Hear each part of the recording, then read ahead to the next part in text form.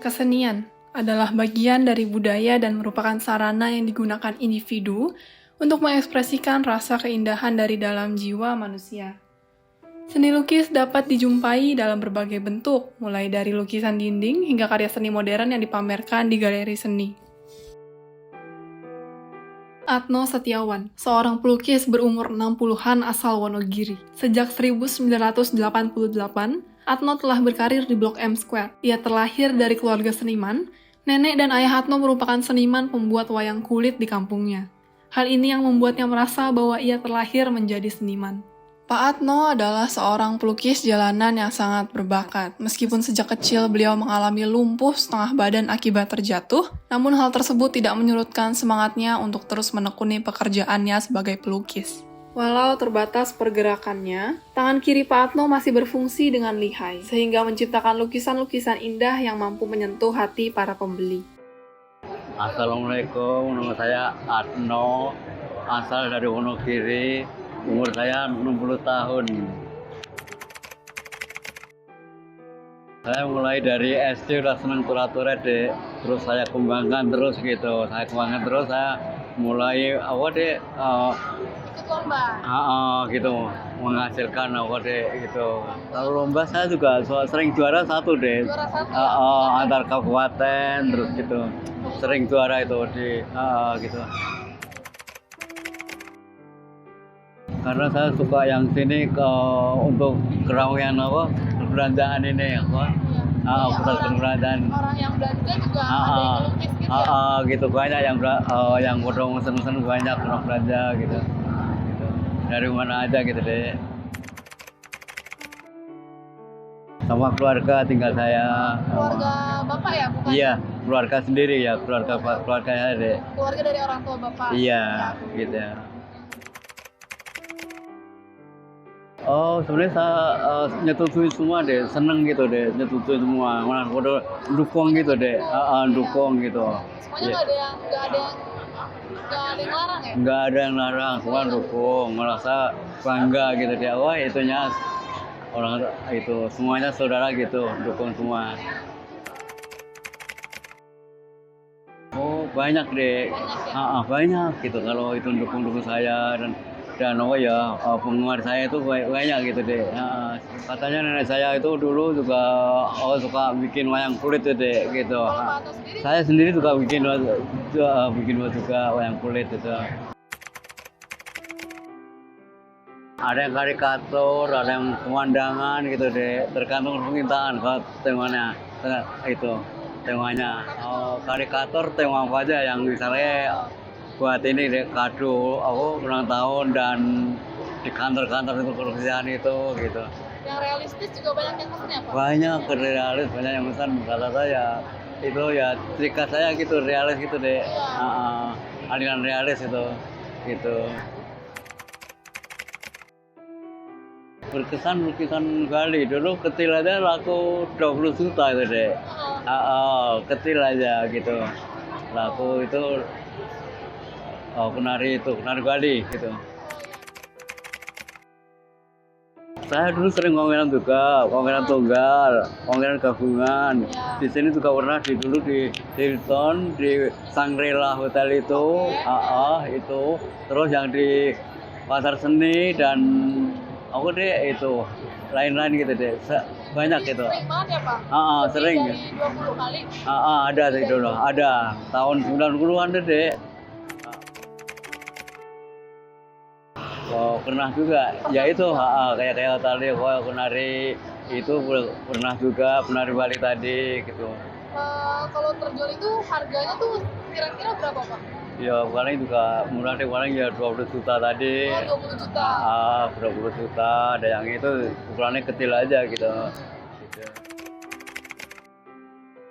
Ini ya 10 juta gitu deh, 10 juta, kalau yang ini ada 10 juta, ada 5 juta gitu.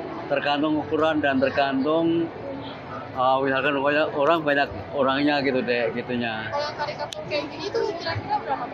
Kalau yang kecil ini sampai 400 ke atas gitu. 400 ke atas. Ini paling kecil ini, 10R ini. Ya? Iya. Paling kecil yang Bapak buat? Iya, betul. Sehari kira-kira paling enggak ya bisa 3 hari, 5 hari atau seminggu gitu deh. Ya ini juga paling besar itu ukuran sedang gitu, kira 1 meteran gitu bisa dikerjakan. 1 meter itu 3 hari. Iya bisa 3 hari gitu. Kalau yang kayak gini sehari jadi ya? Jadi kayak gini sehari jadi, nggak sampai sehari. Ya itu kebanyakan ini aja deh, mereka datang aja gitu, mesen lewat WA bisa, lewat ini bisa gitu deh, online gitu istilahnya. Oh sering, ya sering, pernah juga ya. Nggak jauh-jauh gitu buat Bapak lukis. Ya sering gitu deh. Dulu ada si Tukul udah, terus apa tuh deh, Dina Mariana udah, Meriam Belina ada, Meriam Bellina. Karnain itu udah juga, banyak juga deh. Taruh kalau menteri-menteri ya itu apa, ada Pak Jenderal Sanusi itu pernah datang juga itu deh. Datang langsung ke sini. Dulu aku masih Waspada Jaya itu gitu. Iya, namanya ini juga pasti ada gitu, kadang-kadang. Maksudnya kemungkinan gitu ya?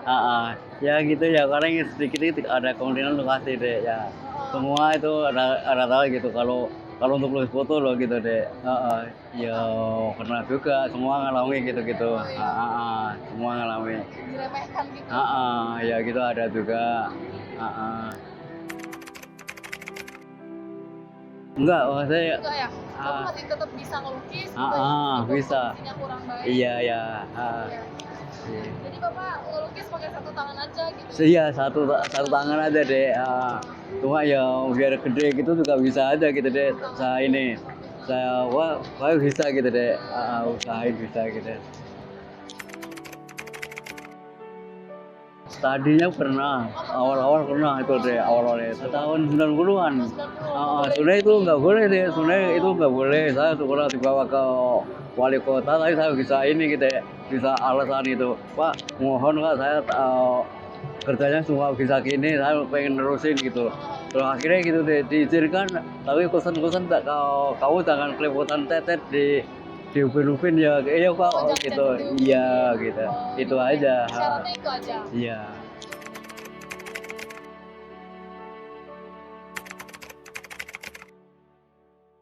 Kalau tanggapan saya tentang pelukis dalam itu, menurut saya mereka itu menarik ya, karena mereka banyak yang kalau saya lihat di sini menawarkan untuk melukis pengunjung yang ada, dan itu kan cukup cepat ya. Jadi itu menurut saya merupakan daya tariknya mereka gitu. Tanggapan aku sih kayak mungkin itu kalau di ibu kota Jakarta ya, karena kita tahu kan lapangan kerja juga udah banyak, tapi sumber daya manusia juga sedikit. Jadi itu juga salah satu cara atau peluang buat warga-warga Jakarta untuk mencari nafkah dan cari lapangan pekerjaan. Masih menurutku, sebagaimana yang aku bilang tadi di jawaban sebelumnya, mereka tuh menarik karena mereka menawarkan skill melukis yang cepat itu kan.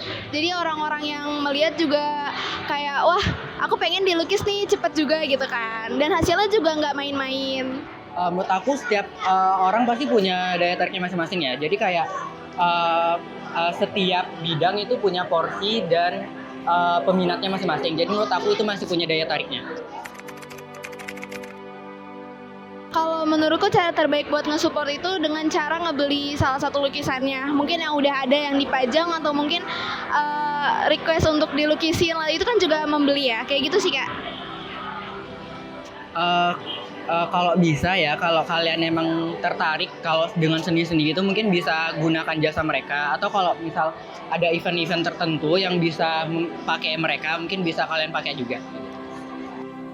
Pak Atno, sang pelukis jalanan di Blok M, dapat mengajarkan kita tentang ekspresi kreatif di ruang umum melalui lukisan, serta memberi pelajaran bahwa seni dapat hadir di tempat-tempat yang tidak terduga.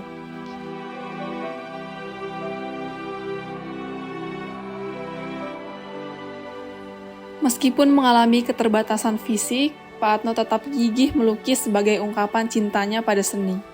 Kisah ini menginspirasi ketekunan dan semangat pantang menyerah dalam menghadapi suatu keterbatasan.